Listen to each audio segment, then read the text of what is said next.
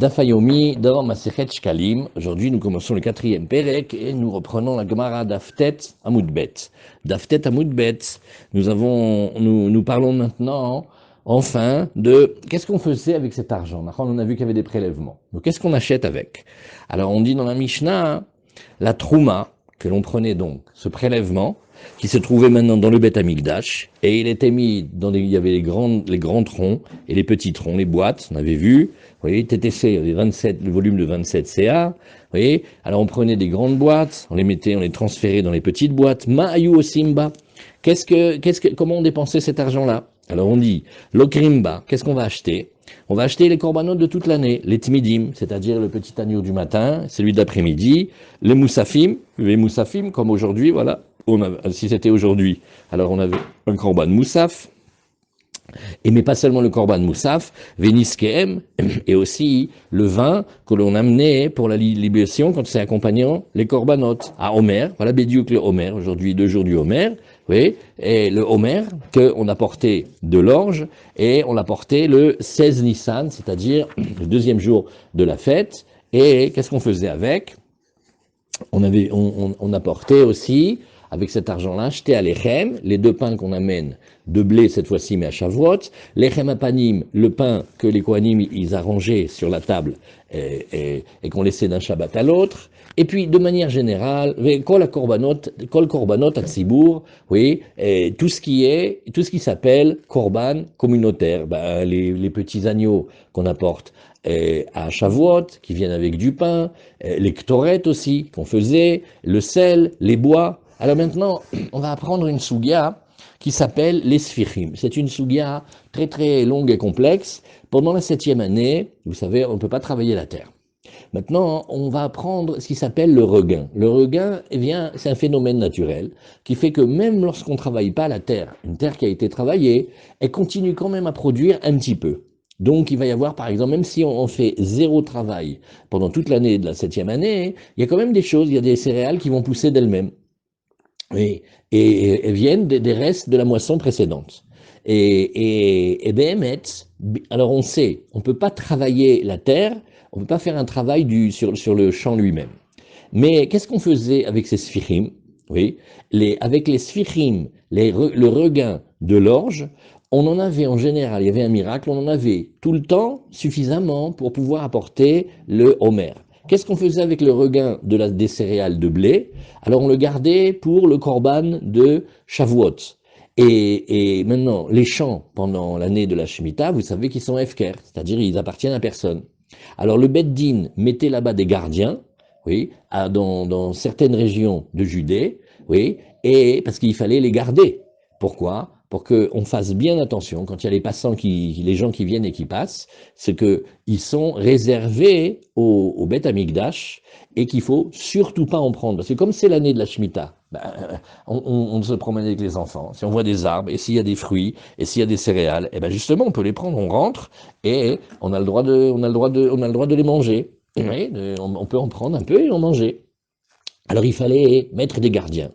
Maintenant, ces gardiens, oui, et ces gardiens-là, il faut bien qu'ils soient payés, ils ont un salaire. Alors d'où on prenait l'argent pour les payer? On le prenait justement de l'argent qu'il y avait dans ces troumottes de la Lishka. Et il y avait aussi Bémet, qu'est-ce qu'il faisait? C'est un travail à plein temps, hein. Il devait chasser les animaux domestiques, les animaux sauvages, les oiseaux, pour ne pas qu'ils mangent les sphirim, parce qu'on serait vraiment bien gêné si jamais le peu d'orge qu'on avait pour le Homer, il y avait les animaux qui étaient rentrés et qui les avaient mangés. Alors, Shomre Sfirim Basheveit, Notlim Sraran Mitrumat Alishka. Donc, le premier avis, c'est de nous dire qu'on prenait l'argent pour les payer, mamache de ce qu'on avait mis de l'argent pour acheter les corbanotes. Oui. Et pourquoi? Alors, on va dire un principe. Tout ce qui est nécessaire au corban va être considéré comme le corban lui-même. Parce que normalement, Michel, il pourrait demander, il fait, attends, je suis désolé. Quand on est venu donner le machasit à Shekel, c'est pour avoir le droit et la participation que tous les juifs soient inclus dans le korban Moussaf, dans le korban Tamid. On dit, toi, tu sais ta pièce où elle a été? On a payé Jojo et Alfred. Ah ouais, pourquoi? Et tu sais les gardiens là qui sont là-bas dans la terre de Judée, tu sais ceux qui empêchent tous les animaux nuisibles de venir? Il dit, mais non, moi je voulais donner pour les corbanotes. Voilà, il y en a un, il a eu le mérite de donner ça va directement. Et c'est comme si un, il dit, moi je veux donner pour la yeshiva, pour que les bachorim ils étudient. Et on dit, qu'est-ce que vous avez acheté? Avec, on a acheté le Vigor, le nettoyant industriel au service de vos sols. Il dit, mais moi j'ai donné l'argent pour la yeshiva, j'ai pas donné pour acheter le Vigor ou les papiers de sopalin. Il dit, regarde, c'est chacun son mérite. Là où ça va, c'est là où ça doit aller. Mais il faut d'abord poser pour ça que ce qui est nécessaire au korban, ça fait partie du korban. Et si on mettait pas de gardien dans la sfirim, comme c'est des champs FKR, eh ben les gens ils vont venir, tiens justement on voulait faire des gâteaux d'orge, j'ai trouvé là-bas un bel endroit, il y a de l'orge, on vient, on moissonne et on prend, on fait des gâteaux avec. Et alors nous, on n'a plus maintenant pour faire le corban du Homer. Ah ben dis donc, on est dans le beau drap. Alors les gens qui vont garder ces chomrim-là, alors le premier avis, c'est de dire on le prenait direct de la Troumat Alishka Mamash, de l'argent qu'on a donné. Merci chérie, merci. Pour acheter les corbanotes communautaires, du même argent, on paye les gardiens des champs. Rabbi Yosef Omer, Afarotse mitnadev shomer chinam. Alors, Behemet, la sheila, elle est la suivante. Quelqu'un dit, mais moi j'aimerais beaucoup avoir le mérite d'être un gardien, un chômeur chinam, je ne prends pas d'argent, et je vais prendre sur moi cette tâche magnifique de garder les champs de Sfirin. Alors la sheila, elle va être maintenant comme cela. Maintenant, quand il les garde, encore un autre principe qu'il faut apprendre, ouais, quand tu gardes un endroit FKR, d'une certaine manière, ça s'appelle l'acquérir. Tu vois? Imagine maintenant, tu trouves un champ, ben, mais tu demandes à personne. Eh ben, on est mitnachel, et ce champ, il nous appartient maintenant. Ah non, mais maintenant, il faut que ça soit communautaire. Donc, si c'est particulier, ça va plus. Alors, on va dire ici, le chômeur, il peut se faire lui-même gardien des sphirim, c'est le regain, et on a confiance en lui que il va le donner de bon cœur et il va dire Nahon que quand j'ai gardé ce champ, comme il est efker, et que garder c'est déjà acquérir, oui, alors je vais quand même cependant le donner de plein cœur pour que ce soit pour le tzibour. Non, les chachamim, eux, ils disent non, non, non, non, fais attention, parce que on peut donner, mais il y a des fois où on donne, mais pas vraiment avec le cœur. Vous voyez, en fait, on le garde. Et donc peut-être qu'il ne le donne pas avec l'intention complète, et Mimela, ça devient plus cachère pour le Korban Sibour, puisque ça aura appartenu à un particulier. Amroulo, Afata Omer chez En Baim est là. Mais il dit, mais toi aussi, tu es bien d'accord que le Korban du Omer et aussi les deux pains de Shavuot, Enan Baim est là, Michel Sibour. Ils ne viennent, et on est arrivé d'Afiou d'Amoudalef, ils ne viennent que du communautaire. Oui, et donc on doit avoir peur que le chômeur, qui va se considérer comme un propriétaire en gardant les champs avec le regain, on a peur qu'il ne les donne pas complètement, et en ne les donnant pas complètement, eh ben, il va y avoir du particulier dans le communautaire, c'est pas bon. Très bien.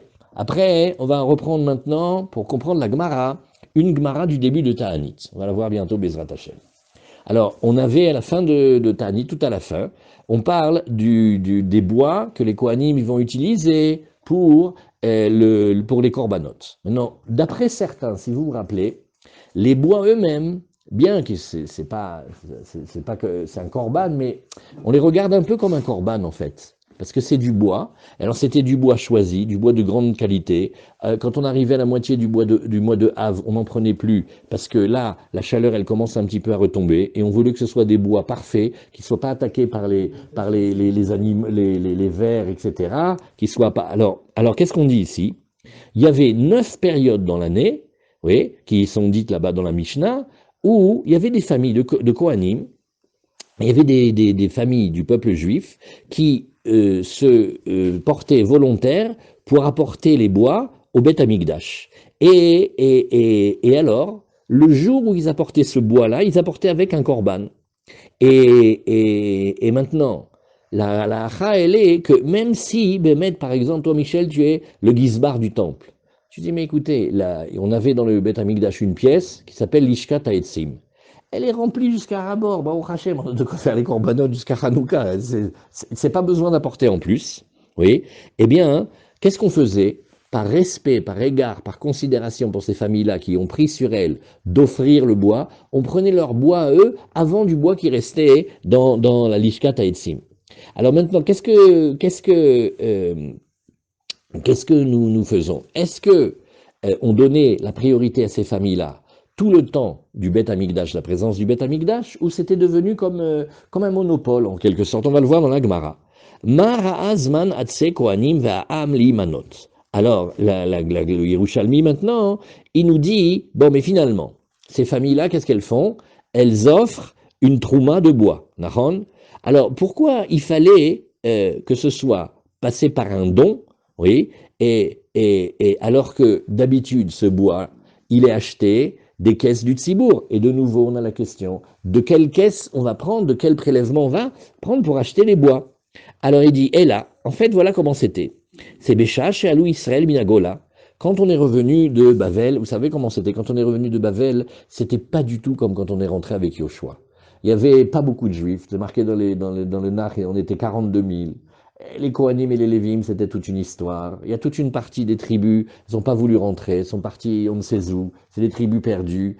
Et ça n'avait pas du tout la splendeur et la puissance de la première conquête. Quand on est arrivé avec Yoshua, on a mis tout le monde au pied. Mais là maintenant, c'était pas pareil. Alors, quand on a vu ces familles de tzadikim, des Kohanim et des Bnei Israël qui sont venus de Bavel, et qui ont offert pour la construction du temple les premiers mois, Velomatsu Etzim Balishka. Et évidemment, comme on revenait après 70 ans d'exil, tu penses bien que dans les remises du Beth Amikdash où il y avait le bois, il n'y en avait plus. Ve'amdu Elu, et ceux-là, ces familles-là magnifiques, et sont venus, Venitnadvu Etzim Meshelatzmam. Et ils ont offert de leur argent des bois. Ou Masrum les Tzibour, et on leur a fait confiance qu'ils l'ont donné de bon cœur, et ils ont fait une matana gmora, et donc c'est devenu du bois communautaire, avec ça on pouvait faire les corbanotes. Vekarvu mehem korbanot sibour, et grâce à eux, on a pu approcher les corbanotes, vous voyez, les corbanotes communautaires. Veitnu imahem neviim shebenehem, et alors dans cette génération, il y avait Chagai, Zcharia, Malachi, certains disaient encore Mordechai, et chez Afilou, Lishka, Mlea Etzim, même si, Nagid, tu trouves un moment où la remise où on met le bois elle est pleine, Ve'amdu Elu, et ceux-là ils sont venus, Venit Nadvu Etzim Michel Atzmam, et ils ont donné de leur argent pour acheter le bois, chez Loye Korban Mitkarev, et là, Michela M Techila. On leur donne cet honneur, cette considération, cette reconnaissance, que on prendra d'abord leur bois à eux. Alors maintenant, est-ce que c'était une coutume qui a duré quand le Beth Amikdash il était effectivement présent, et donc par rapport à ces familles-là qui ont donné le bois, est-ce que tout le monde est d'accord ou pas? Alors on dit Amar Rabbi Acha, il dit non, ça c'est d'ivré Rabbi Yosai. Sache que Behemet, sur ce sujet, il y a marloquette. Ça, ce qu'on vient de te parler maintenant, c'était Rabbi Yossa. Des Rabbi Yossa Omer, Afarotse mitnadev shomer chinam. Et c'est en rapport avec notre Mishnah, puisque qu'est-ce qu'on a appris à l'instant dans la Mishnah? Normalement, on prend les caisses du temple et on va payer le salaire de gardiens qui vont se mettre en Judée dans certains endroits. Il y avait des endroits où on prenait là-bas le homer ou le blé pour le pain de Shavuot. Et on a dit, oui, Nahon, mais si quelqu'un veut se porter volontaire, il va garder là-bas gratuitement, eh ben on lui fait confiance que bien qu'en gardant le terrain, il en devienne propriétaire quelque part, parce que quand on garde du FKR, en fait, on en prend possession. Et eux, ceux qui vont garder les sfichim bechinam, eh bien, on dit, ben, on accepte ce cadeau, et avec, on va faire les korbanot sibour, parce qu'on est certain que celui qui le donne, il le donne avec bon cœur. Il n'y a pas de question de kinyan, pas complet, etc. Alors, bien mettre les bois qui doivent absolument d'habitude venir du tsibour. Donc normalement, on devrait exclure le cas où quelqu'un il vient et donne du bois. Non, ça doit être communautaire, là c'est particulier. Donc on accepte du yachid, du particulier, parce qu'on s'appuie aussi sur lui qu'il est capable de le donner complètement, sans arrière-pensée. Mais les rabbanan de notre Mishnah, eux, ils tiennent pas comme ça. Ils sont pas d'accord avec Rabbi Yossa. Et par rapport aux sfichim, ils disent non, non, non, non, non. un homme qui va garder, oui, et il va prendre l'initiative de garder les champs où il y a le regain, oui, on a peur qu'il ne le donne pas complètement. Et c'est vrai que, normalement, les particuliers, ils ne peuvent pas donner de chez eux du bois. Et alors la question est la suivante. Est-ce que c'était circonstanciel? C'est-à-dire, on arrive de Bavel, voilà, on a fini avec Esther et Mordechai, on revient en Eretz Israël. Et là, c'est Horat Sha'a, c'est un besoin vital. Donc les familles qui ont donné, on a accepté, mais après, par la suite, est-ce que ce privilège-là, il continue? Alors c'est vrai, quand les Bnei Israël sont venus d'exil, alors on a pris effectivement le bois des particuliers. Mais là-bas, qu'est-ce que tu peux faire? C'était ce qu'on appelle Shatadachak. On ne peut pas faire autrement. Mais d'après Rabbanan, les Kohanim et le peuple, ils ne pouvaient pas donner les bois pendant les 9 périodes. Et juste, qu'est-ce qu'ils faisaient? Ils faisaient une fête. Ils faisaient ce qu'on appelle un Yom Tov. Mais c'est pas qu'on acceptait d'eux. C'est que, Nahon, la fête qu'on faisait chaque année à ces périodes-là, parce qu'on va faire la reconnaissance et le souvenir de ce grand moment, d'accord. Donc ils faisaient des repas, ils faisaient de la fête, c'était bémet. Alors peut-être ils disent pas tachanonim, tu vois, mais ça veut pas dire que nous on accepte d'eux, hein, parce que quand même on a peur. Rabbi Yossé Barzvida, Beshem Rabbi Hila, il dit, non, divra kol i, ma pitom, même les chachamim ils sont d'accord. Ma pligin, alors c'est quoi la discussion entre les deux? Begoufo shel korban. Par exemple, tu vas prendre le korban du Homer, et tu vas prendre les 2 pains de Shavuot. Eux, on va les amener grâce au regain, puisque pendant la Shemitah, on ne peut pas travailler. Donc si on ne peut pas travailler, comment on va faire le Homer? Et le Homer, attention, il nous permet la nouvelle récolte. Donc comme on n'a pas planté, comme on n'a pas semé, comme on n'a pas labouré, comme on n'a pas récolté, mais faut y là nous, c'est Orine pour le Homer. Elle dit oui, mais il y a les regains. Il dit d'accord, mais les regains, c'est qui l'a gardé? C'est des particuliers, peut-être ils ne le donnent pas bien. Aval bemarchire korban. Mais Nachon, là-bas, tu vois, la discussion, elle est sur les sfirim. Parce qu'effectivement, les sfirim, c'est plus délicat.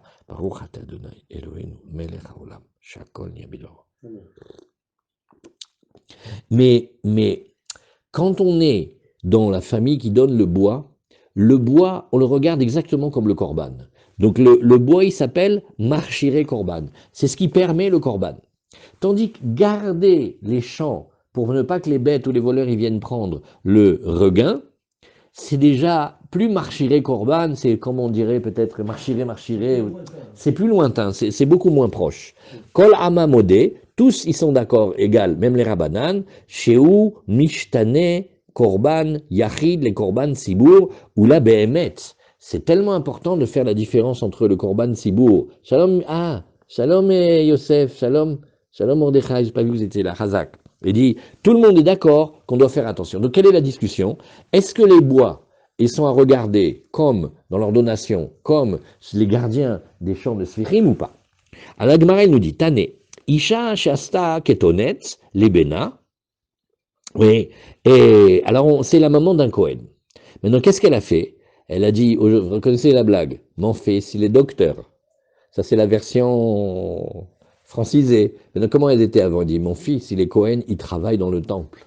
Et je lui ai confectionné un vêtement, un beau vêtement. J'ai demandé comment on devait le faire, la taille, j'ai tout fait bien.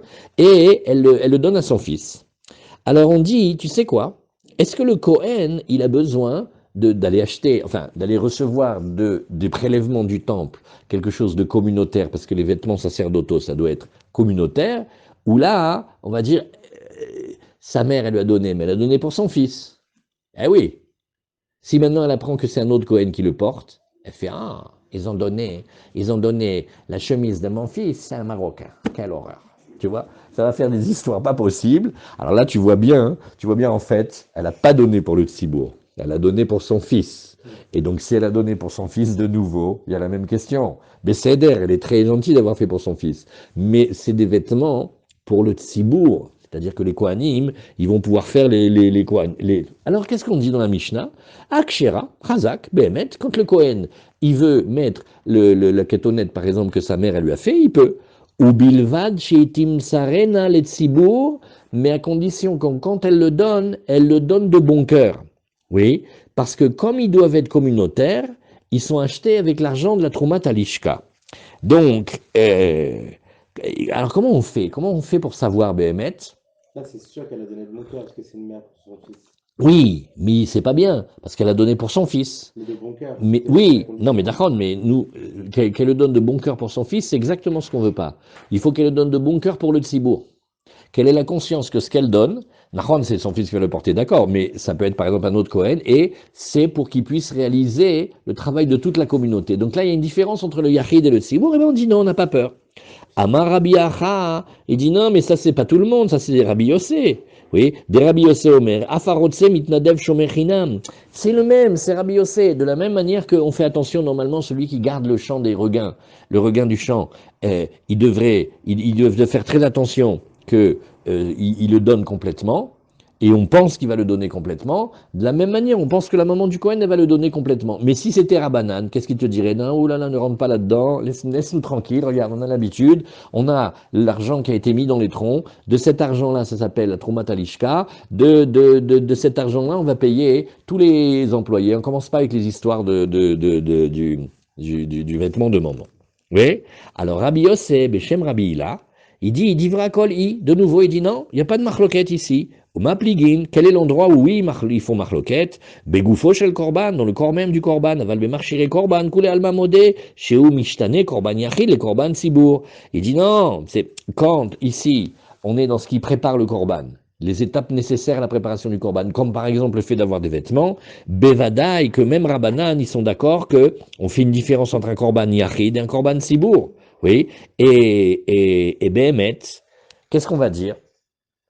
Il faut corriger un petit peu, elle est dure cette phrase. Tout le monde est d'accord, égal, tout le peuple est d'accord, égal, Rabbanan, ils sont d'accord avec Rabbi Yossé. Chez Oumishtane, il y a une différence entre Korban Yachid et Korban Sibour, et là, au contraire, qu'est-ce qu'on va dire? On va faire confiance que le Yachid, il a tellement conscience que c'est pour le Korban Sibour qu'il va le donner. Et donc, la kétonette, par exemple, elle est cachère d'après tout le monde. Bon, c'est un petit peu l'inverse de ce qui est marqué, mais bon. Alors, la Gemara nous dit, Matnita pligal Rabbi Yossé. Maintenant, on reprend notre Mishnah de chez nous, et on dirait, moi, je trouve qu'il y a marloquette, hein. Otan et Yamim, c'est-à-dire les 9 périodes qu'on a vues dans Ta'anit, où les Kohanim, ils font un Yom Tov, Noagim Beshat Korban. Quand est-ce qu'ils font leur Yom Tov?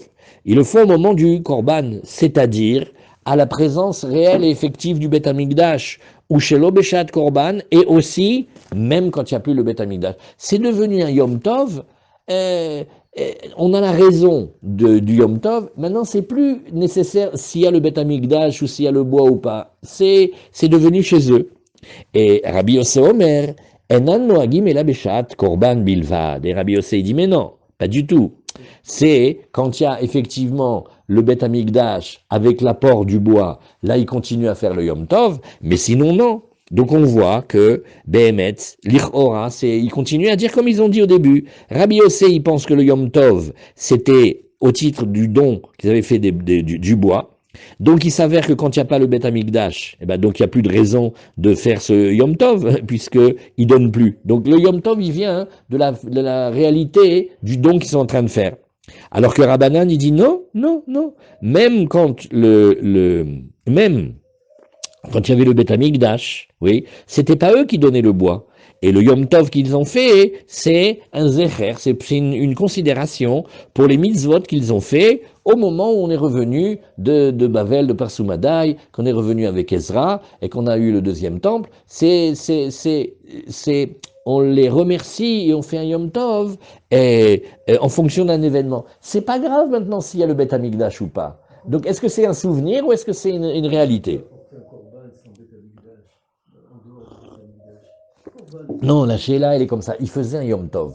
Je vous raconter une histoire que Madame Guitaï, elle m'a racontée. Madame Guitaï, c'est une dame qui vit ici à Yerushalayim. Elle était la secrétaire du président. Et sa famille s'appelle la famille Meyouchas. Et il y a 30 ans, elle a raconté, elle était 17 générations de juifs qui sont à Yerushalayim. Et eux, ils ont un Yom Tov. Ça s'appelle le Yom Tov de Meyouchassim. Pourquoi? Parce que leur ancêtre, quand il a traversé le désert pour arriver jusqu'en Eretz Israël, il y a longtemps, hein, et son papa, hein, c'était lui qui avait donné la smicha au Rav Mordechai Eliyahu de Shochet. Vous voulez dire les géants que c'était. Quand ils ont traversé le désert, ils se sont attaqués par des brigands. Les brigands du désert, ils ne prenaient pas que l'argent. Hein. Et il y a un cavalier sur un cheval blanc, tout habillé de blanc, qui est arrivé de nulle part, et il a fait fuir les bandits, il les a accompagnés. Maintenant, ils sont persuadés que c'était un guilouille de Eliyahu Hanavi. Maintenant, quand ils sont arrivés en Israël, chaque jour de l'année qui reflétait ce passage-là, ils faisaient un Yom Tov. Qu'est-ce que ça veut dire? Une fête, ils s'habillaient comme Shabbat, et un repas, et des tfilotes spéciales, etc. Vous voyez, ça s'appelle le Yom Tov des Meyouchassim. Alors, est-ce que ce que faisaient ces Kohanim et ces familles-là, c'est de dire, mais tu sais que quand on est arrivé de Bavel, il n'y avait pas de bois. Heureusement qu'arrière-grand-père, il a venu, il a, à prix d'or, il a acheté du bois, il a offert au Beth Amikdash. Donc, c'est un jour de commémoration. Ça ne dépend pas physiquement s'il y a le Beth Amikdash ou pas. Même aujourd'hui, ils peuvent le faire, s'ils se rappellent de quelle famille ils sont. Tandis que le premier avis, c'est de dire, mais non, c'est ceux qui donnaient physiquement dans le Beth Amikdash. Donc quand il y avait le Beth Amikdash, oui, quand il n'y a plus, non. Donc est-ce qu'il faisait le Yom Tov comme une commémoration comme d'un miracle en fait? Parce que Bémet apporter du bois quand il n'y en avait pas, c'était Messirut Nefesh terrible. Ou est-ce que c'est non? C'est les familles qui sont attitrées à donner le bois. Donc tant qu'ils donnent le bois, ils ont le Yom Tov. Quand ils ne donnent plus le bois, il n'y a plus le Yom Tov. C'était ça la discussion. Et donc, ce Yom Tov-là, il peut, si tu dis que c'est la commémoration, il peut se faire même quand le Beth Amikdash, il n'est pas là. Mais d'après Rabbi Yosef Bar Zvida, au nom de Rabbi Hila, il dit, non, Rabbanan, ils disent que les Yechidim, ils ont tout à fait le droit de donner du bois. Et donc le Yom Tov, c'est parce que, de facto, ils donnent. Mais s'ils ne donnent plus, il n'y a plus de raison de faire le Yom Tov. Alors, l'Agmara, elle dit une autre preuve, elle dit Véod, tu sais quoi? Regarde, Minada, tu peux voir, il va voir dans une braïta. Detania Marabi Eliezer be Rabbi Tzadok, Anu Ainu mi Bnesnaa ben Binyamin. Kanire, c'est une tribu, c'est des descendants de la tribu de Binyamin, et ils faisaient un jour, le 10 du mois de Av, ils avaient un Yom Tov. Vous voyez, nous, le 9 du Av, on est Tcharbeb, et même le lendemain, on fait attention, on mange pas la viande, on n'écoute pas la musique, jusqu'au 10, selon les coutumes, on marque quand même le jour. Pourquoi? Parce que l'essentiel le Beth Amikdash, il a brûlé beaucoup le 10. Et maintenant, eux, le 10, c'était le jour où ils avaient apporté le bois. Donc eux, ils faisaient un Yom Tov. Pour eux, c'était mamash la fête. Et alors, une année, il s'est avéré que Vechal Tcherbeb, Liot Be Shabbat. Le Tisha B'Av, il est tombé Shabbat. Vedachinu Oto. Et les Motsai Shabbat. Nous, alors vous connaissez la halacha. Quand le Tisha B'Av, il tombe le Shabbat, il est ce qu'on appelle nitré. C'est beaucoup plus facile. Il n'y a pas Shavua Shechalbo. Il y a beaucoup de coulottes, nachon. Vainu Mit'anim, Velo Mashlimim. Qu'est-ce qu'il faisait? Alors, il commence à faire un petit peu le jeûne, oui, en début de journée, vélo mashlimim, oui, et il faisait un petit peu de ta'anit, mais il finissait pas le ta'anit. Pourquoi? Parce que c'est Yom Tov pour eux. Bon, d'un autre côté, c'est Tisha B'Av nitré. Alors, ils avaient une méthode très à eux de faire un petit peu du jour, et après, ils faisaient leur Yom Tov. Donc, tu vois que quand ils ont fait le jeûne de Tisha B'Av, c'est que quand est-ce que c'était? C'était après la destruction du temple, hein, parce que le Tisha B'Av, c'est après la destruction du temple. Et donc on voit qu'ils faisaient leur Yom Tov, même quand il n'y avait pas le Beth Amikdash. Voilà une preuve magnifique. si tu parles de Tisha B'Av, c'est parce qu'on parle de la destruction du temple. Donc là, c'était après la destruction du temple. Et quand même, tu vois qu'ils faisaient leur Yom Tov. Donc la Gemara a démontré que ces familles-là, elles continuent à faire leur Yom Tov, et même après la destruction du temple. Voilà. Maintenant, on a parlé du Homer, du Shti Alechem, et Lechem Apanim, et Kol Korbanot Sibour. Alors, on a dit, le Homer, le Korban du Homer, qu'on fait le 16 Nissan, et les deux pains de Shavuot, le pain de proposition, comme on dit, des Kohanim, qui les Kohanim, ils apportent sur la table du Beth Amikdash, dans le Kodesh, d'un Shabbat à l'autre. Et de manière générale, tous les Korbanot Sibour. Eh bien, on avait dit, tu sais, les gardiens des champs, des Sfichim, eh bien, ils prennent leur argent, leur salaire de la Troumat Alishka. Alors, la Gemara, elle va rapporter de quelle récolte, oui, on apporte le Homer et de quelle récolte on apporte le Shte Alechem, tout en sachant bien que le Homer, c'est avec de l'orge et le Shte Alechem, c'est avec du blé. Taman Taninan, on a enseigné, alors où est-ce que c'est dans Menachot. Kol korbanot yachid vetzibur Baim, Mina Haaretz ou Michutza Laaretz. Vous vous rappelez, on avait été étonné quand on a vu la Gemara de Menachot. Et en fait, on peut apporter la plupart de nos korbanot d'importation. On peut apporter du blé de Chypre, on peut apporter de l'orge non, j'allais dire de Chine, je ne sais pas qu'est-ce qu'ils font là-bas, mais de Grèce, voilà, tu peux apporter des environs. Et alors, on apporte Mina Hadash ou Mina Yashan.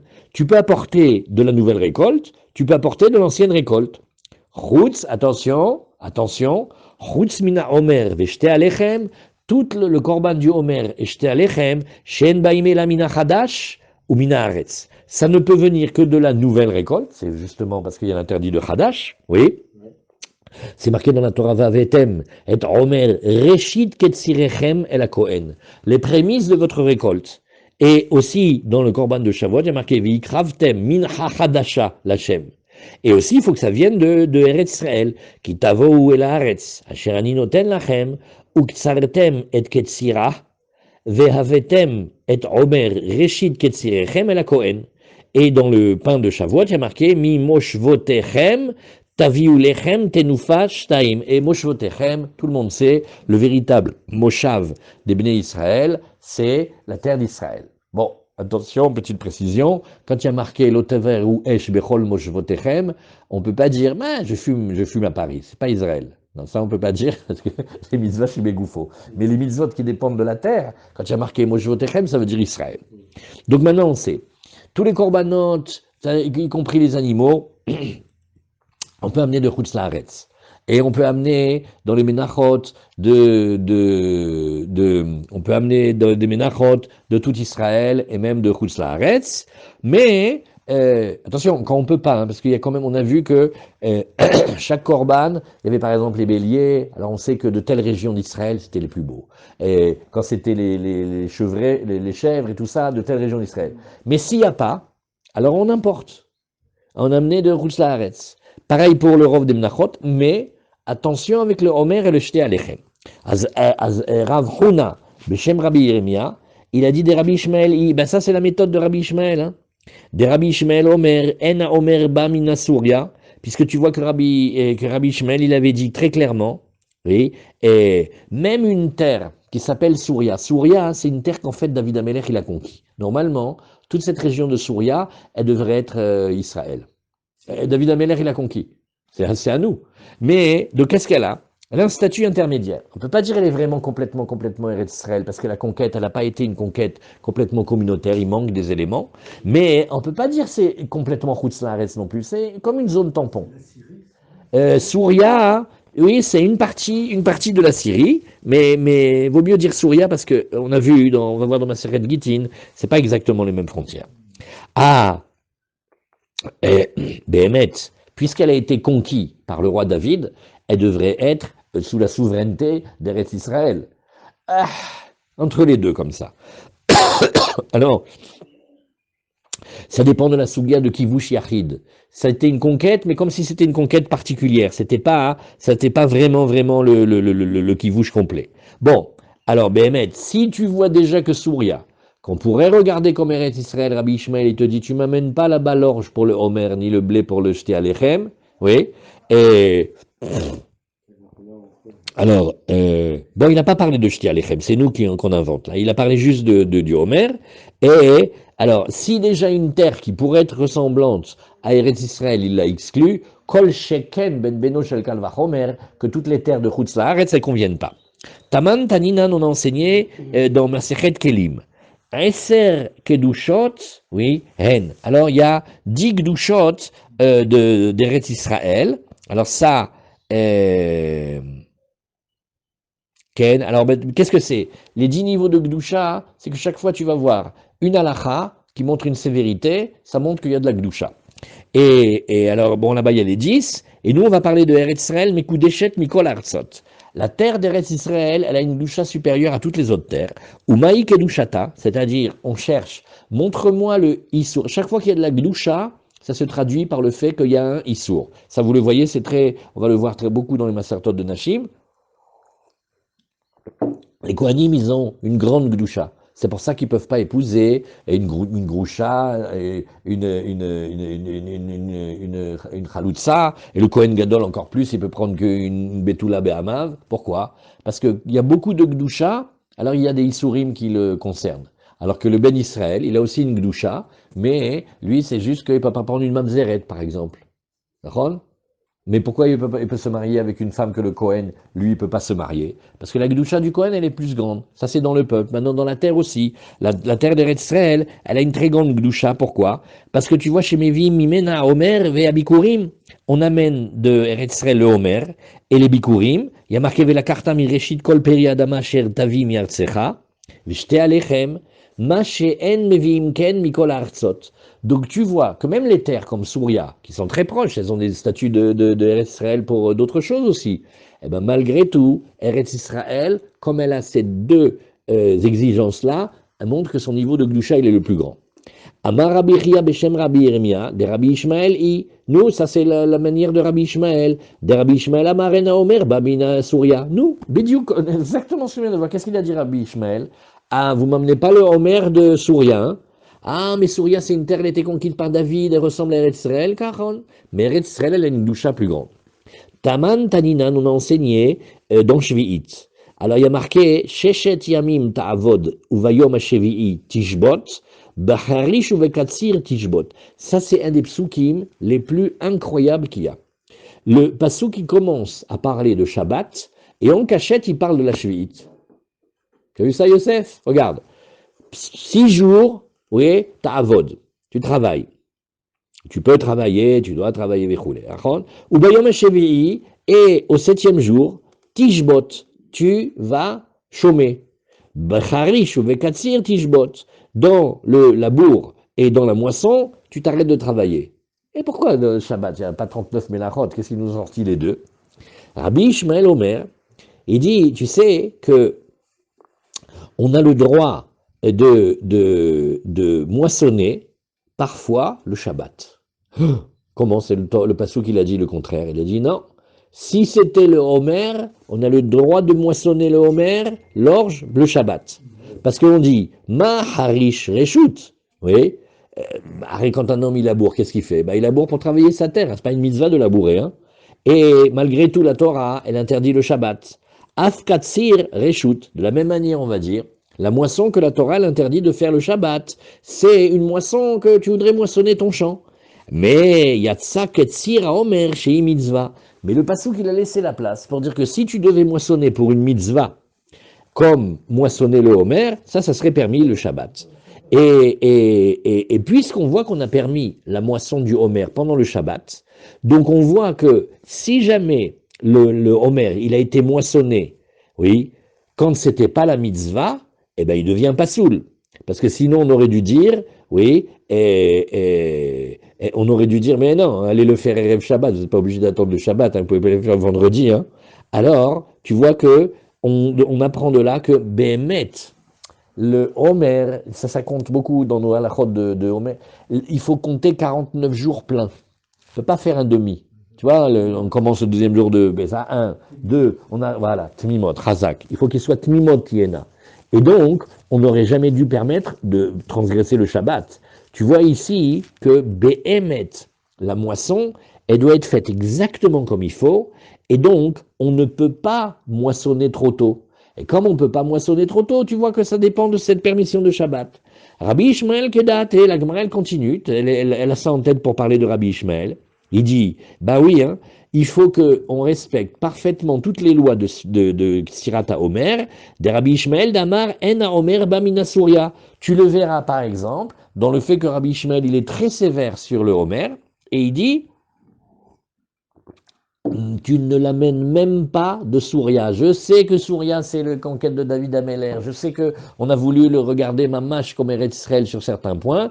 Malgré tout, il y a marqué Mimosh votechem tavi ou lechem tenufa shtaim. Donc on voit, il faut amener des Eretz Israël. Donc c'est kedeate damariat saket sira omer shi mitzvah. Voilà, tu vois le limoud dans le pasouk qui te dit attention, dans Shabbat on t'interdit de moissonner, ça parle des moissons normales. Mais si c'était une moisson de mitzvah, avec tous les dynimes qu'elle comporte, comme la Sfirat Omer, on le fait le Shabbat. Mantana, Shomre Sfirim, Beshvit, Notlim Sraran, Mitrumat Alishka, Rabbi Ishmael. Maintenant, on va enfiler les perles. Maintenant, on revient à notre Mishnah. Qu'est-ce qu'on a vu dans notre Mishnah?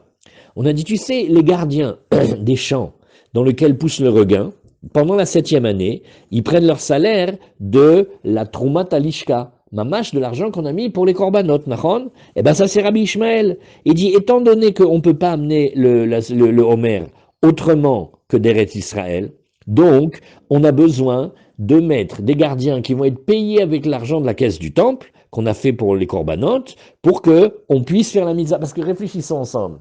Si jamais on te dit, mais bon, tu vas me prendre l'argent de mon machatzita shekel que j'ai donné pour acheter des korbanot, il m'a payé des gardiens maintenant. Ça va pas, non?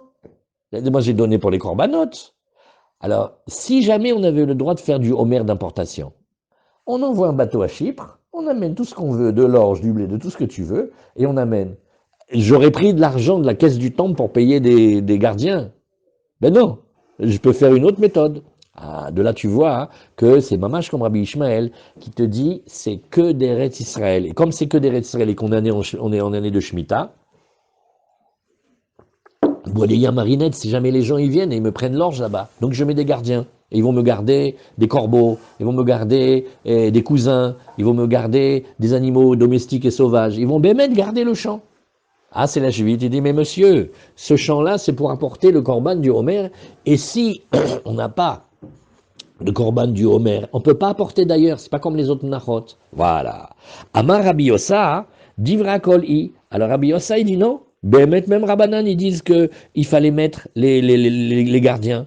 Il dit, Nachon, on pourrait apporter le Homer de Souria, mais parmi l'Omatsu. Pourquoi? Parce que l'Omatsu besouria, mais vimoto misfichim chez Beret Israël. Elle a dit non, c'est pas du tout une preuve. Mais toute cette théorie-là, moi je te l'enlève. Tu peux dire que oui, on peut amener de Souria, mais comme de Souria, d'accord, et s'il n'y a pas en Souria, donc il va falloir revenir sur Eretz Israël. Donc de toute façon, les gardiens, on les met coûte que coûte. Alors, alors que cette phrase-là, attention de ne pas la Gemara, elle dit ici, non mieux. Regardez, on pourrait faire une question magnifique. Yosef, au lieu de me faire toute cette complication-là, viens, on n'a qu'à semer carrément de l'orge pendant l'année de la Shemitah. Tu me dis que moissonner, tu as le droit le Shabbat. Au lieu de me mettre des gardiens et de m'imaginer par où tu vas faire les importations ou pas faire les importations, viens, on n'a qu'à semer carrément. Hein. Tu m'as permis la Ketsira, mais ça serait beaucoup plus simple comme solution. Au lieu de vivre dans l'angoisse, de dire, oh là là, qu'est-ce qu'il n'a pas plu, et ceci, et les sauterelles, et vas-y, eh ben viens, on sème. L'important, c'est quand on sème. Alors on n'a qu'à semer. Eh ben, elle n'est pas bien cette question. Alors la Gemara, elle dit, oui, Hen Omer, dis-moi, quand on est dans la 7e année, ce Omer, oui, on tourne la page, et ce Omer-là, non, on ne tourne pas la page du tout. Hen Omer, Maou Sheizra Batechila. Qu'est-ce qu'elle est forte cette question?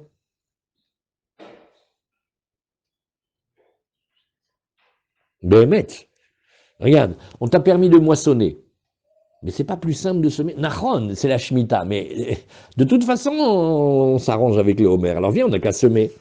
Alors Rabbi Chia Barada Baekoume et Rabbi Mana, il a demandé devant Rabbi Mana, l'onimsa ke kometz ala shiraim shenan nechalim. Voilà, cette Gemara, accrochons-nous. Et elle dit, regarde, tout ce qui pousse pendant la 7e année, c'est des choses qu'on n'a pas le droit de manger. Donc, tu ne pourrais pas trouver que on sème et qu'on a le droit de manger, oui. Pourquoi? Parce que la mincha que tu apportes, l'offrande végétale, l'oblation du Homer, c'est que kometz ala shiraim shenan nechalim. Comment c'est une mincha? Une mincha, le Kohen il prépare la farine et il prend comme ça avec sa main, ça lui prend des années à prendre, il prend bien comme ça, il fait comme ça s'appelle la kmitza. Normalement la kmitza, qu'est-ce qu'elle fait? Elle permet les shiraim. Mais si les shiraim ils sont déjà interdits pour une autre raison, c'est pas ça une bonne mincha.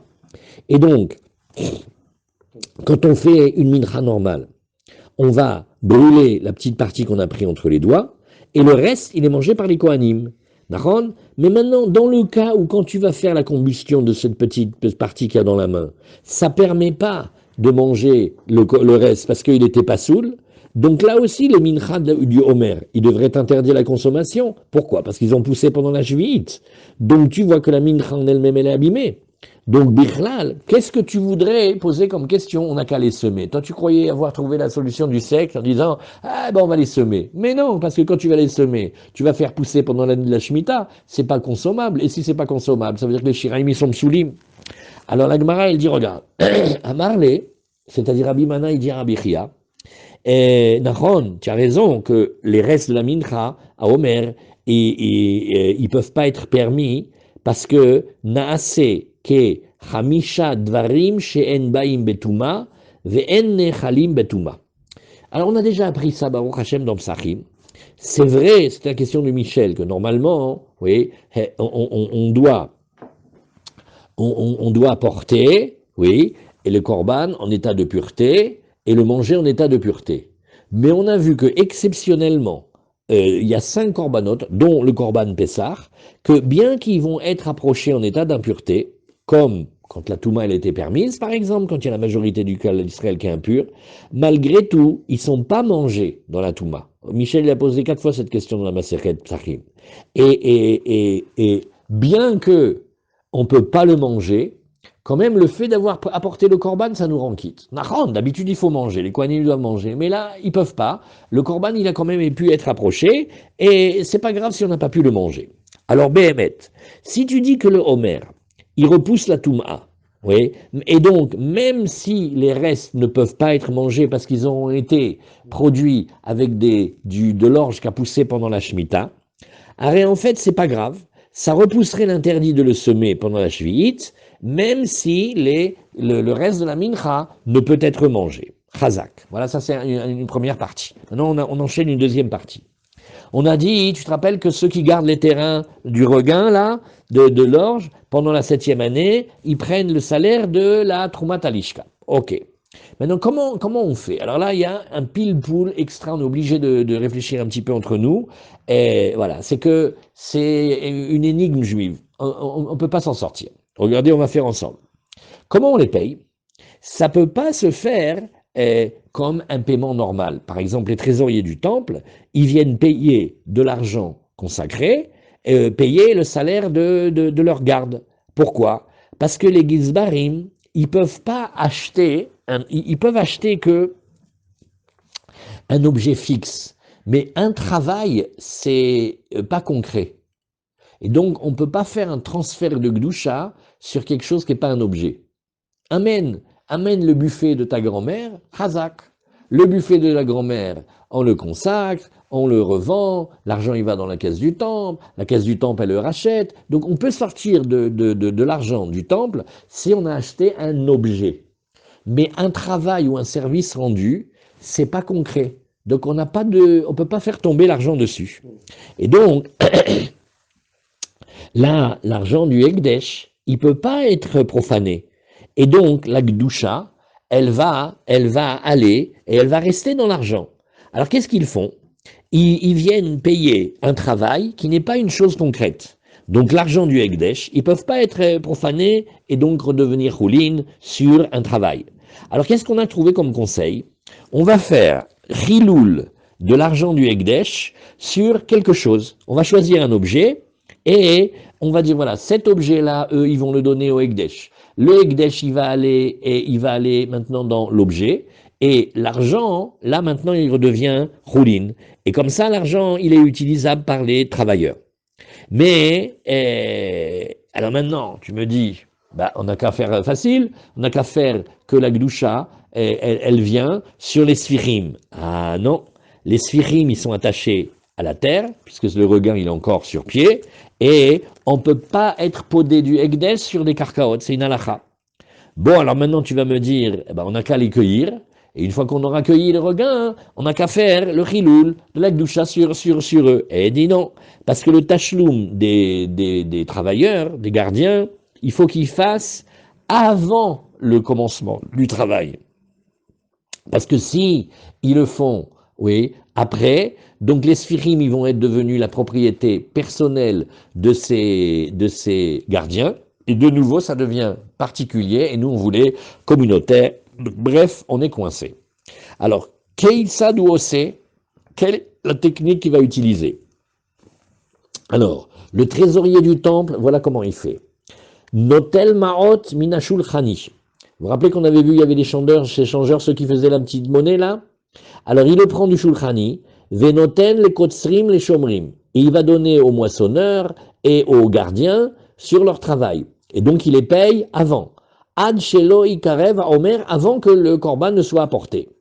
Et après, Umevi Maot Mitrumat Alishka. Donc maintenant on a de l'objet concret, c'est de l'argent qu'on a pris du Shulchani.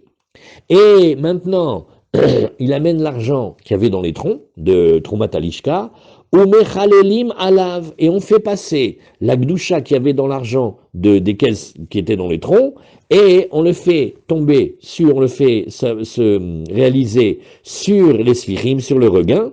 Donc l'argent, il est devenu choulin, et les sphirim, ils ont gardé la gdoucha. Et qu'est-ce qu'on fait? Après, on rend l'argent au changeur avec l'argent qui a été profané. Donc vous voyez, c'est une vraie technique. Vetavutken et Behemet, voilà une très bonne solution pour éviter tous les écueils dont on a parlé. Rabbi Acha Beshem Rabbi Ba, il dit Kolma Sheiten, Hen Endmav Misha Rishona. Alors qu'est-ce qu'il dit ici? Le Tashlum des Shomrim, en fait, on peut le faire de manière normale. Parce que Rabbi Acha Beshem Rabbi Ba, il dit, regarde, Kolma, tout l'argent chez Iten qu'on va donner aux gardiens, qu'est-ce qu'on fait? Hen damav mishat rishona, le Beddin, il a une main mise sur cet argent-là, et il peut faire des takanotes et des décrets, et il dit, nous on va dire que l'argent qui sert à payer les gardiens, hein, il a été consacré à cette intention qu'on puisse les donner, même sur le travail qui est de leur gardiennage. Donc en fait, on n'est pas obligé de faire aussi compliqué. Tana afbe pitre avanim ken. Il dit, tu sais, il y avait ceux qui étaient, comment on appelle ça, ceux qui travaillent la pierre. Les tailleurs de pierre. Les tailleurs de pierre. Merci Michel.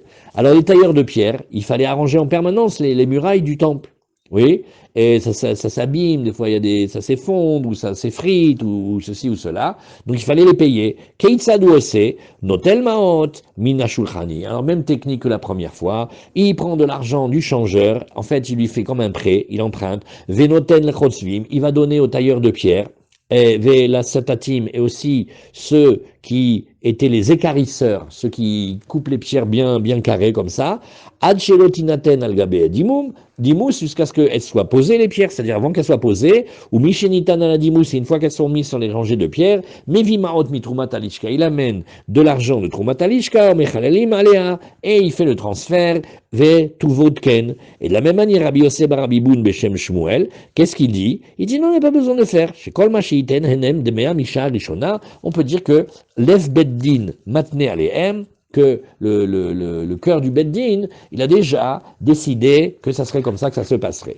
On tourne la page et on est à Alachabet. Alors maintenant, qu'est-ce qu'on dit? Voilà les choses qu'on peut acheter avec l'argent de la Troumat Alishka. Tu sais ce qu'on achète? Alors là, vous allez avoir une liste extra.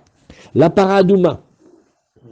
Bon, la paradouma, c'est une histoire sans fin, parce que c'est pas vraiment un korban, puisqu'elle n'est pas approchée dans le temple, mais on l'a considérée quand même un peu comme les korbanotes, et elle est achetée avec l'argent de la trouma, parce que la Torah, elle l'a appelée khatat.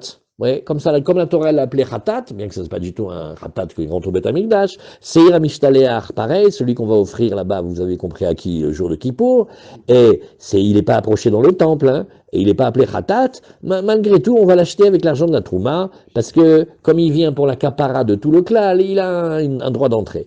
Velachon shel Zéourid, vous vous rappelez la petite bande de laine, oui, que on avait, au début elle était rouge, et quand on avait fini la avoda, on voyait qu'Akadosh Baruch Hu, il avait été mechaper les korbanot, pendant une certaine époque elle devenait blanche, etc.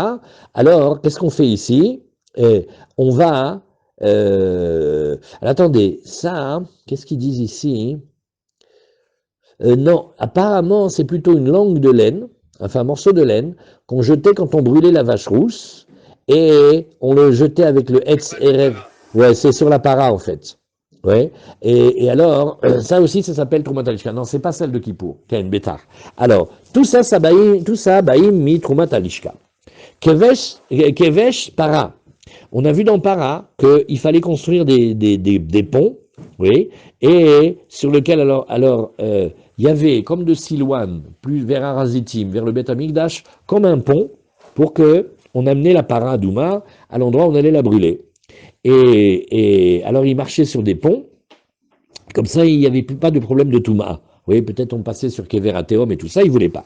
Alors maintenant, bon, ces ponts, ils servent à la para, mais c'est pas direct. Kever Seir Mishtaleach, pareil, le Seir Lazazel, on a vu dans Yoma qu'on l'a porté aussi sur un pont qui était élevé, il est en dehors de la ville, pour ne pas que les Babyloniens ils touchent celui qui a été envoyé et qui l'empêche de faire son travail. Oui. Et qu'est-ce qu'ils faisaient? Ils avaient comme une superstition. Ils disaient, tu sais, si tu arrives à arracher un petit peu des poils du bouc, oui, et comme ça, c'est une superstition. Comme ils représentent les fautes, alors on enlevait et on disait loin de nous. Simsilenu, Barminan, tout ça. Bon, donc pour ne pas que cela y touche ce qui est l'équivalent du Corban, le Seir Lazazel, alors on avait construit un pont. Tout ça, Velachon chez Ben Karnav. Voilà. La touffe de laine qu'il y avait entre les cornes, qu'on a enseigné dans Yoma, oui, on jetait le Seir là-bas vers Malé Adoumim, et on défaisait cette touffe de laine en deux. Un, il était attaché au rocher, et un, il était attaché entre les cornes du bouc.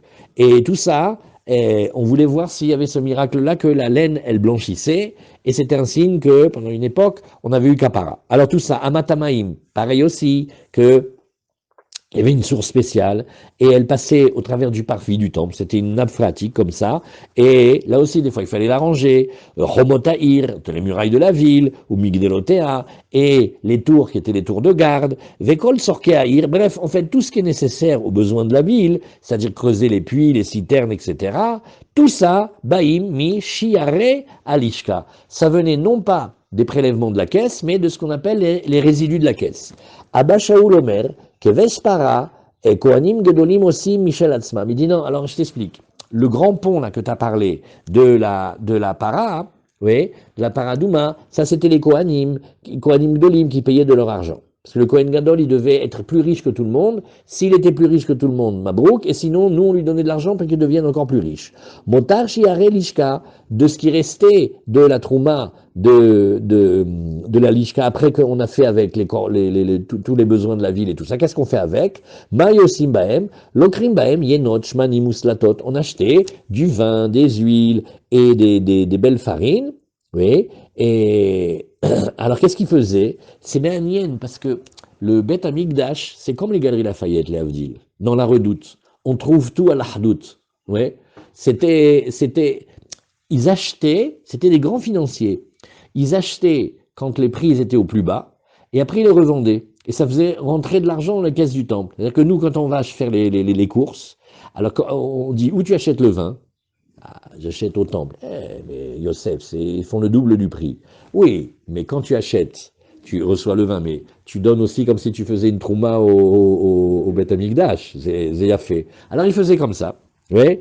Et Vassachar le Egdesh, le salaire, c'est-à-dire le bénéfice, il allait au Egdesh, livré Rabbi Ishmael. Rabbi Akiva Omer, En mishtakrim beshel Egdesh. Non, ils font pas du business et des montages financiers avec l'argent du Egdesh. Oui. Il dit pourquoi? Parce que ça serait pas le premier qui va croire qu'il va faire la grande action, le grand montage financier, finalement il va perdre. Tout ça, ça marche dans le cas où tu es sûr que ça va gagner. Tu sais, quand tu commences à miser sur les cours, ça monte et ça descend. Hein, c'est pas le premier qui se serait fait plumer. Donc on va pas jouer à dire Rabbi Akiva avec l'argent du temple. Aflo Michel Aniim. Et on n'a même pas le droit, d'après Rabbi Akiva, de faire des transactions avec l'argent des pauvres. Faire très très attention. Chaz Shalom si ça touche le capital.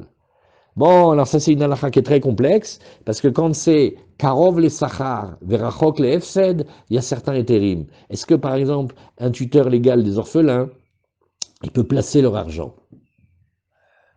Après Rabbi Akiva, il fait, tu laisses tranquille et tu touches pas. Soi-disant, monsieur, il va acheter, chas v'shalom, des actions et tout ça. Et après, les orphelins, déjà, ils n'ont pas de parents. En plus, ils n'auront pas d'argent à cause de toi. Mais si c'est par exemple de, je sais pas moi, de l'immobilier, à Yerushalayim, les prix, ils n'ont pas baissé, hein. Ça fait que monter.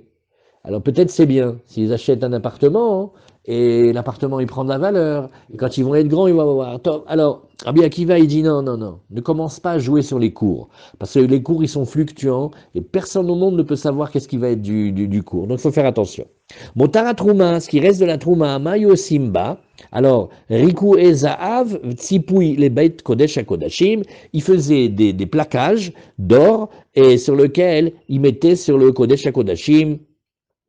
Alors on mettait comme ça des plaquages d'or sur le parterre et sur les murs. Rabbi Ishmael Omer, Motara Perot, Nagid maintenant, il reste de l'argent de ce qu'on a vendu, des fruits et tout ça. Keitz Amizbeach, avec ça on achète des corbanotes qui s'appellent les corbanotes de Olot Keitz Amizbeach. Voilà. Et Ken, c'est-à-dire comme des desserts en fait.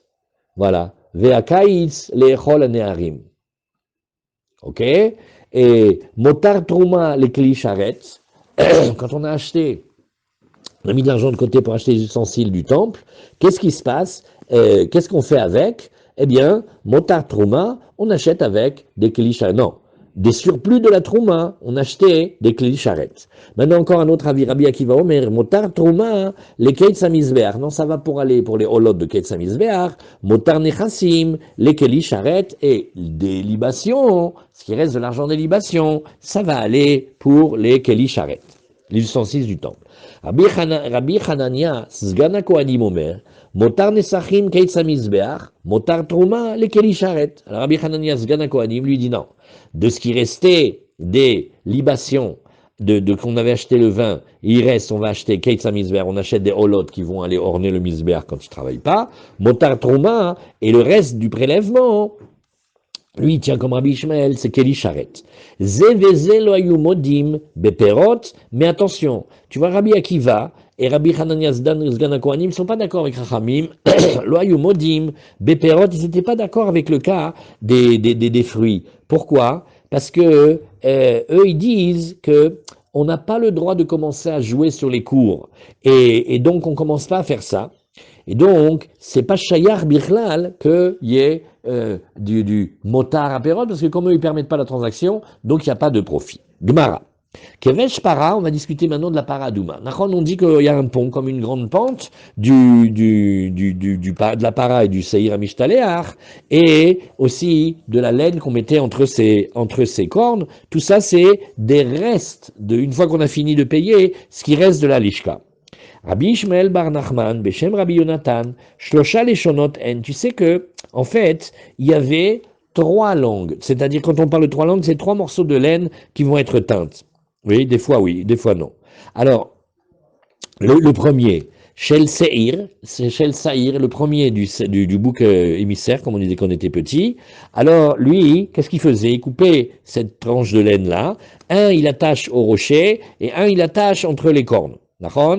Et c'était la laine, quelle quantité? Le poids d'un cycle. Comme il faut le couper en 2, il faut que chacun il ait le poids de 1 shekel. Et comme on sait qu'un séla, ça fait 2 shekels, donc pour avoir la moitié, il fallait 1 shekel. Shel Metzora, dans le Metzora, il y a marqué Vetziva, Kohen Velakach, la Metaher, Shtet Siporim, Hayot, Teorot, Ve'etz Erez, ou Sheni Tolaat, Ve'ezov. Sheni Tolaat, c'est aussi de la laine qui est teinte en écarlate. Oui, Shani Tolaat, lui, il doit aussi peser, enfin, avoir le volume d'un shekel, un demi-séla. Shel Para, lui, il doit être Beshteslaim. Il dit pourquoi? Parce que il faut qu'il soit plus lourd, donc il y a plus de quantité de laine, et il faut le jeter loin dans le feu, et donc il devait peser plus lourd. Rabbi Honia des Dibrat Chavrin, c'est un endroit, hein. Quand c'est un endroit. Rabbi Ba Bar Zavda, Beshem Rabbi Shimon ben Chalafta, lui il dit non, c'est pas comme ça. Shel para beshteslaim ou merza. Il faut rajouter un demi, c'est là aussi. Et ve'id de mafkin lishna, et certains dirent que Behemet, il disait que le morceau de laine qu'on prenait pour la vache rousse, Be'asarazouz, il disait 10 zouz, mais 10 zouz c'est la bonne mesure, il discute pas. Oui. Et alors, d'où ça vient ça? C'est qu'un élève ou qui est devenu maître, quand il rapporte les enseignements de son maître, il doit dire mot pour mot comme son maître il a dit. Tout le monde sait que 10 zouz, ça fait cette somme-là, mais lui il a entendu 10 zouz, va savoir, peut-être il y a des sodotes, peut-être le rabbi il avait des choses là-dedans. Rav Yehuda, Beshem Rabbi Shmuel, Talmidei Chachamim, Amelamdim et Kohanim, Ilchot Shrita. Or, nous avons les Talmidei Chachamim qui enseignent aux Kohanim les lois de la Shrita. Et ça prenait 5 ans pour les apprendre, vous vous rappelez? Et Ilchot Kabbalah, comment recevoir le sang dans le vase. Ilchot Zrika, comment asperger le sang. Il y a plusieurs méthodes. Shtaim Shen Arba, Matana Acha, des fois il y a Shficha, des fois il y a Zrika. Notlim Sraran, Mitrumat Alishka. Il faut bien les payer, ces enseignants-là. Alors on prenait de l'ishka, de Trumat Alishka, de ces prélèvements. Oui. Et parce que comme c'était des gens qui ne faisaient que enseigner, donc ils n'avaient pas d'autre parnassa, et il incombait à la communauté de s'occuper d'eux. Rabbi Yitzhak bar Redifa, Beshem Rabbi Ami, et Mevakrem ou Mekodashim, un métier en or, un métier, toute la sagesse elle est dans la tête. Il va et il vérifie les bêtes, il dit si elle est bonne pour Korban ou pas. Ça aussi, c'était un melacha extraordinaire. Notre limsharan mitrumat alishka, c'est aussi pour le besoin du Korban, de savoir si la bête elle est cachère. Rabbi Acha, Rabbi Tanchum Bachaya, Beshem Rabbi Samlai, Megiye Sefer Azara. Il y avait un Sefer Torah, Nachon, que le Kohen Gadol, à Kippour, il doit lire, le Meler, il doit lire au moment où il y a le rassemblement, et Behemet, c'était comment on pourrait dire, le livre étalon, la mesure référentielle. Quand on avait des Sheelot, on regardait ce Sefer Torah, et on pouvait corriger les autres. Alors, ça s'appelle Behemet, un besoin communautaire. Notlim Sraran Mitrumat Alishka. Donc, c'est ceux qui, ce Sefer Torah-là, oui, avec tout l'entretien qu'il a, c'était payé de Trumat Alishka. Et Gidel Bar Binyamin Beshem Rabbi Assi, Shne Dayane Gzelot. Oh, alors à Yerushalayim, il y avait Admon et Hanan ben Avishalom. Eux, c'était eux ils avaient un métier très important. C'est eux qui décrétaient les amendes et les punitions sur les voleurs. Et c'est très important parce que ça mettait la justice à Yerushalayim et en Israël. Et alors eux, oui, si jamais il y avait des Kohanim qui faisaient pigoule, enfin toutes les horreurs qu'on avait appris là-bas, oui, eh bien, eux, ils étaient là pour punir et pour mettre des décrets. Notre limsraran mitrumat alishka. Shmuel amar nashim aorgot baparochet. Les femmes qui tissaient tout ce qui était nécessaire dans le Kodesh et dans le Kodesh HaKodashim. Notre limsraran mitrumat alishka, là aussi on les paye. De trumat alishka, Rabbi Huna amar et mitrumat bedek habayit. Non, non, non, non. Il y avait un don spécial qui était pour les caisses du temple, pour l'entretien. C'est pas en rapport avec les corbanotes, elle prenait l'argent de là-bas.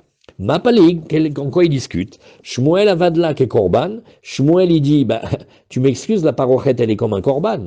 Pourquoi? Parce que c'est sur ça qu'on asperge le sang à Yom Kippour.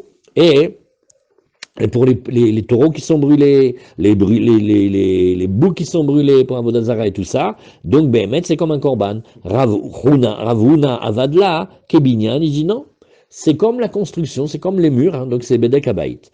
Amar Rabbi Chizkia, Tana Rabbi Yehuda, et Gad Gedut.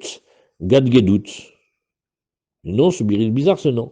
Aktoret, vekol korbanot atzibur baim mitrumat alishka. Bon, les ktoret, les combustions d'encens, et tous les, comment on appelle, et tous les korbanot tzibur, ils viennent de trumat alishka.